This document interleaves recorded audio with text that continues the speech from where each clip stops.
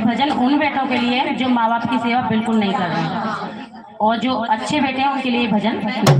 बोलो सच्चे दरबार की, दरबार की।